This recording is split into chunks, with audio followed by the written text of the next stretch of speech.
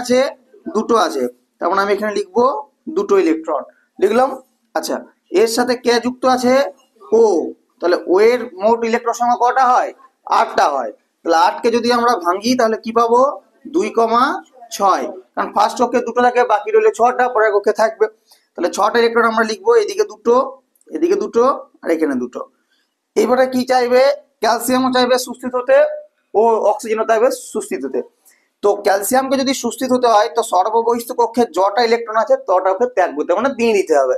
তাহলে এ যদি দিয়ে দেয়, কাকে দিবে? অক্সিজেনকে দিবে। তাহলে একটা ইলেকট্রন দিয়ে দিল, ইলেকট্রনটাও দিয়ে দিল, তাই কি? ঠিক আছে।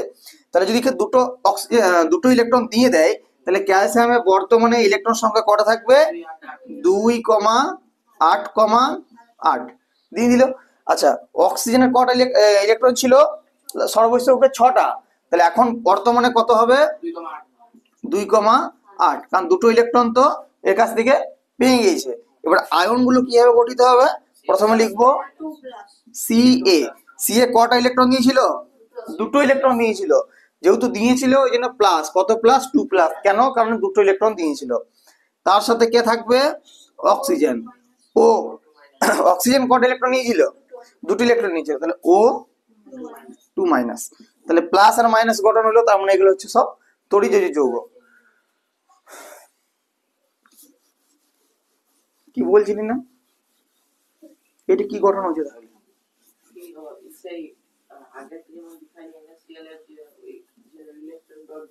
একটু তো এগুলাই তো, ঠিক আছে, এগুলো তড়িৎ যৌগের। আচ্ছা, এবার হচ্ছে সমযোজী যৌগে। সমযোজী বন্ধন তৈরি হয়। সমযোজী বন্ধন কি হতে?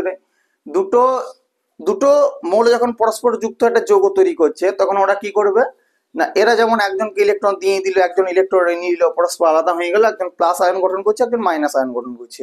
সমযোজী যৌগের ক্ষেত্রে কি হবে? দুটো মৌল পরস্পরকে ইলেকট্রন আদান প্রদানের মাধ্যমে ওরা একটা সমযোজী বন্ধন গঠন করবে, পরস্পরের সাথে যুক্ত থাকবে, কেউ সেপারেট হয়ে যাবে না, ঠিক আছে। তো সমযোজী এই যে বন্ধন আছে, সেই বন্ধনটা 3 ধরনের হয়। একটা হচ্ছে সমযোজী এক বন্ধন, একটা হচ্ছে সমযোজী দ্বিবন্ধন, একটা হচ্ছে সমযোজী ত্রিবন্ধন। এক বন্ধন, দ্বিবন্ধন, ত্রিবন্ধন কাকে বলে? সাপোজ আমার কাছে দুটো মৌল আছে, একটি এ, একটি বি। এদের মধ্যে যদি একটা বন্ধন হয় তাহলে এক বন্ধন, যদি এ আর বি এর মধ্যে এরকম থাকে তাহলে এটাকে আমরা বলবো দ্বিবন্ধন। এটা হচ্ছে দ্বিবন্ধন। আর এ আর বি এর মধ্যে যদি 3টে থাকে তখন আমরা ওইটাকে বলবো ত্রিবন্ধন। মনে রাখবি যে এই এক একটা বন্ধন তোর দুটো ইলেকট্রনের জন্য একটা বন্ধন তৈরি হয়, ঠিক আছে? দুটো ইলেকট্রনের জন্য একটি বন্ধন তৈরি হয়। এই জিনিসটা কিন্তু মাথায়